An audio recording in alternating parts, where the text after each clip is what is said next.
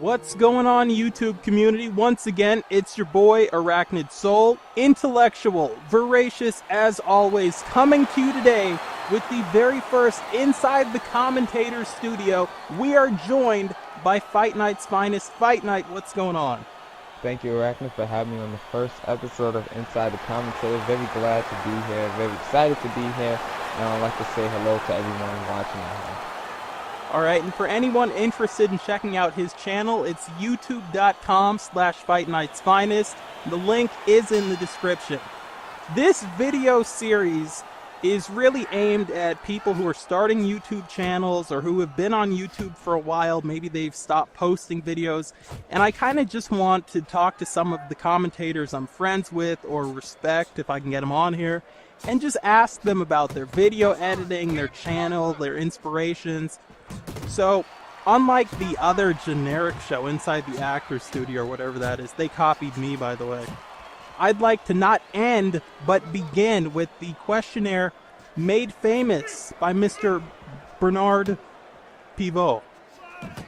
Anyway, it's a modified variation. Anyway, Fight Night, what are your favorite videos to post? Well, my favorite videos to actually post is topical commentaries. I like to sit down and give people my thoughts on something maybe I've experienced or something somebody may have had a question on. And it just really allows me to sit there and get all my thoughts out and see if people understand things from my perspective, see things from my perspective, or give them a chance to tune in to how I see things and understand it from my own perspective.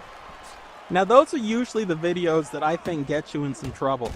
Because when you just post the gaming videos, no one has a problem. But when you do those topical commentaries, even though I usually don't think you're saying anything controversial, those are the ones where people are, they leave the comments, oh my god, what is he doing? I don't fully agree with this person, so he's horrible. And I don't know, do you find yourself, because of those negative comments, then kind of biting your tongue when you do the later topical commentaries? When I first started off, it really used to bug me to see people just sitting there and slating you for giving your opinion on your thoughts. And I feel like, especially when you watch TV nowadays, that most people are so used to people not giving their opinions, and people are afraid to give their opinions because of the controversy. And when you first start off YouTube, you don't have a lot of subs. You're putting out these commentaries and you're thinking, everybody's going to agree with me. And then you find out not everyone's going to agree with you. And then they start hitting that dislike button, which, especially when you're first starting off and you only get like 4 likes a video, and then you see those 3 or 2 dislikes, or possibly even more. I had videos go up to 10 dislikes just for me giving my opinion. So at first, it really does bug you, really does annoy you, and then you got to understand that that's just one of the things that's going to come with YouTube because of the ignorance of some of the people who are going to watch your videos. Everybody is not going to see things the same way as you do. Everybody's not as open-minded as you are, and therefore, instead of them just respectfully disagreeing with you, they'll try to make you feel, less than a person. And, that's one thing that you get when you post topical commentaries, is that you're giving your opinion and not everybody's going to respect you for your opinion, or, at least respecting you for having the balls to say what it is that's on your mind. So the dislikes and the hate, it starts bothering you at first, but you get used to it. And then the people who do agree with you, you see them come back more often. The guys who are disliking and hating, those are the guys you block because they're not open-minded. And I don't know, you really feel comfortable doing it after a long time.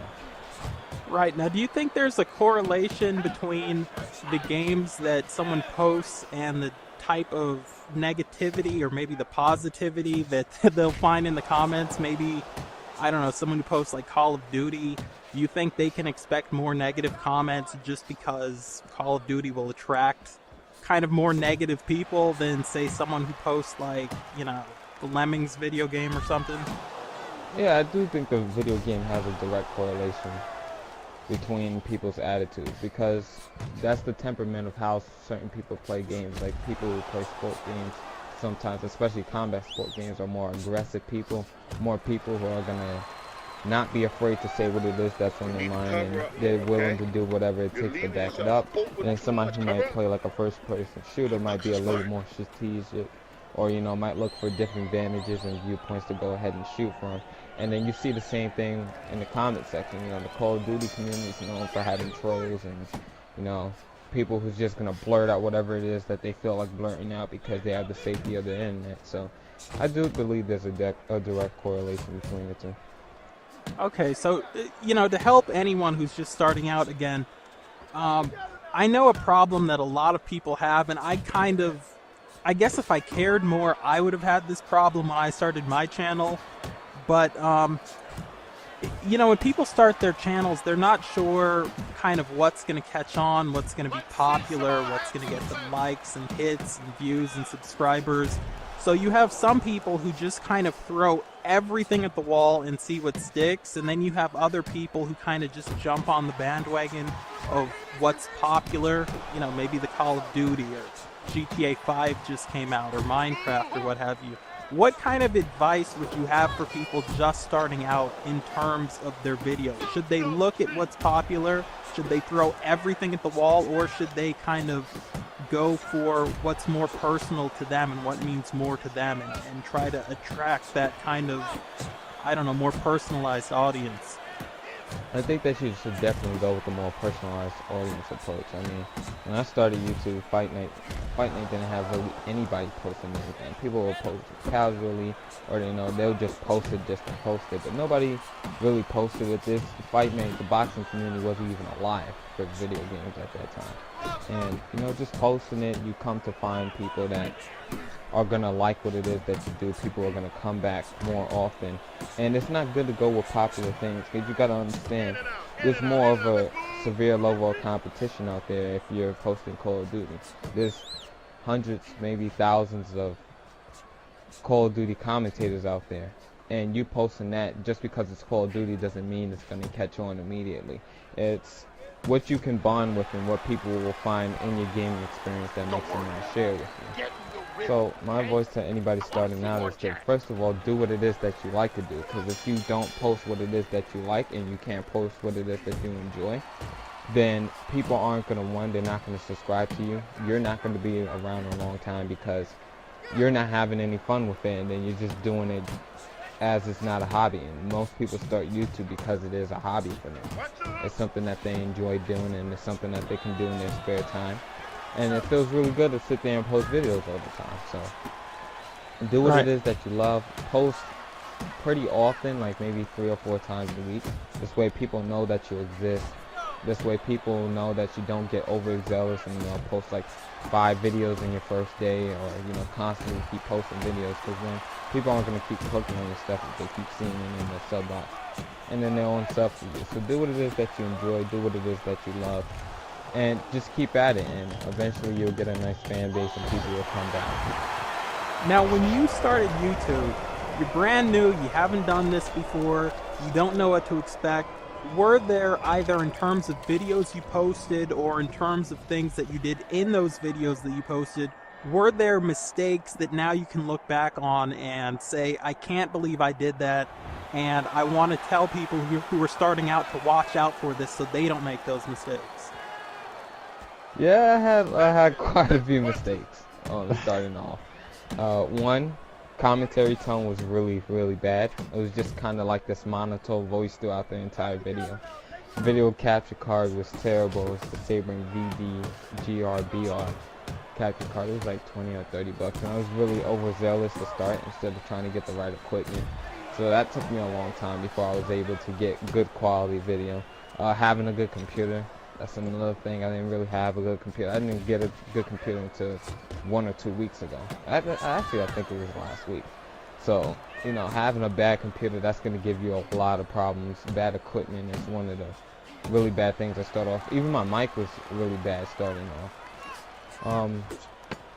Also, just not having somebody that you can go to is one important thing. Try to find people in your sub range, or people who post the same thing that you post and that you are willing to work with. And people don't go based off of sub count or how they seem in their videos. Get to know people, talk to people, and then maybe you can help each other out.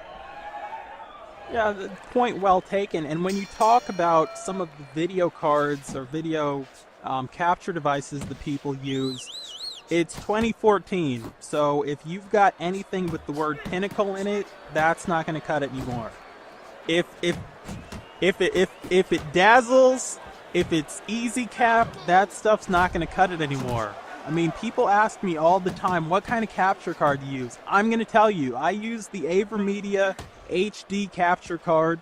I have a little plug-in USB thumb drive that I record to. I don't capture to my computer because my computer isn't that good.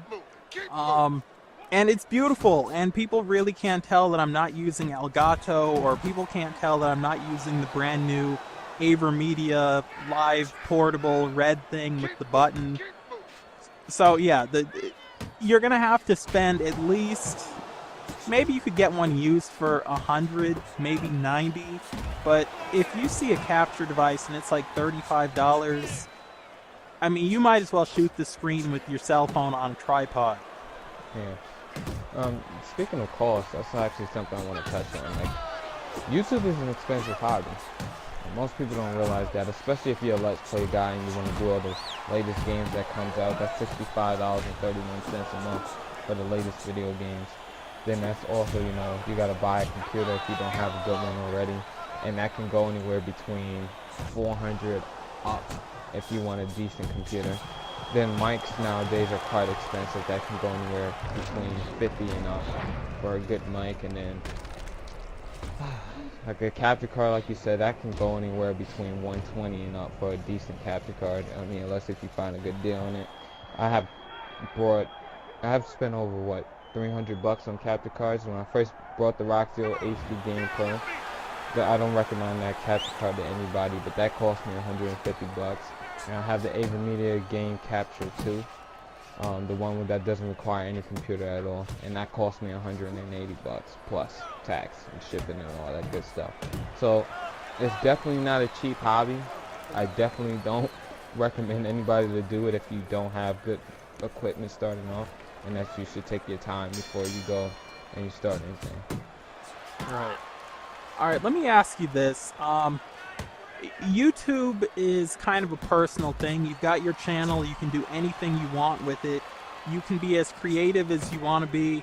What kind of things kind of turn you on creatively? Well, for me, it's the transition effects. I like that kind of stuff. People who can come up with a good storyline in the commentary. And people who can make the gameplay look visually appealing. Not just the basic thing that you normally get where it's just an online ranked match. And then this online ranked match is just you doing a normal commentary, talking about all the action. Something that really turns me on is actually somebody who can inform me or entertain me or teach me something I didn't know at first. That really appeals to me in the commentary. Right, and I also think along those same lines, if you're going to start a YouTube channel and you're going to put videos out, every video that I put out is something that I would want to watch, and that's kind of important that you ask yourself that. Is anyone going to want to watch this? And if the answer is no, I don't know, maybe not put it out. Yeah, a lot of people don't recognize the type of... They are privileged to die at my feet! Like, commentaries are something that you really got to take your time in. And most people don't realize that everybody's not going to sit through the entire video. You can make the best video in the world, and that may not be the one that always gets the attention that you want. There's several videos on the first page that I think, they don't really represent my channel well from the growth that I've already gotten from YouTube. So it's very important that you take your time and that you put 100% effort into each and every commentary that you make. Yeah. And another thing that I would like to touch on is people kind of losing their heart when it comes to YouTube videos because they had so much passion to put a video out and they put time and effort and they, like you said, they spent all this money, they put the video out and either it got no views or they put out a video initially, got a lot of views, and they're like, alright, put out that first video, lots of views, this is just going to be status quo from here on out. Every video I'm going to get this many views or more, and they put out that next video and it goes, sheetrock, if it's lucky maybe it goes plywood. How do you How do you talk to these people and tell them not to lose heart when they can't keep that steady pattern going? I mean, I know that's the case with me. I'm sure you've had that situation happen. What do you say to someone who had a hit video and then their next video failed, or maybe all of their videos have failed in terms of views? Well, sometimes you just gotta ask the question: am I marketing myself right? Is the video appealing to what most people would do? In terms of how you market yourself, is like, who are you in direct correlation to? Do you answer your subs back? That's one thing. People, if you answer your subs back, they're more likely to come back if you answer them back immediately. If you are able to go ahead and have some people that you can work with, like I work with you all the time, and I have some of your subs, you have some of my subs. Roberts giving me a big shout out in the beginning, and most of my subs starting off came from him, and they're actually some of the most reliable people that I met. And then just random YouTube trafficking is one of the biggest things that you'll have to worry about. When you're able to continuously produce good products, people are going to continuously come back. So you just got to take your time, and people really have to understand that if you're not getting the views eventually, it took me about 8 to 9 months before I can get 100 views on a video consistently, and I've been told I'm a good commentator. It just takes time, and also you got to understand all the YouTube maintenance and things that go on. It's not that people may not be watching your videos. YouTube cannot possibly count your stuff correctly, and if you keep at it, I guarantee you'll be successful. Right, and I mean, I got a lot of help also from you, but also from Sakuraba, and we're talking about Sakuraba 1982. So if you go to youtube.com/Sakuraba1982, you'll see who we're talking about. The British commentator, posts a lot of MMA and a lot of old school gameplay and comments on a lot of my videos and shares my videos and helps me out. One last thing I'd like to ask you, Fight Night, before we get going is, what videos, other than the videos that you've already posted on your channel, would you like to post in the future? I like to post some more videos that I think show people how I am as a person and the way I think.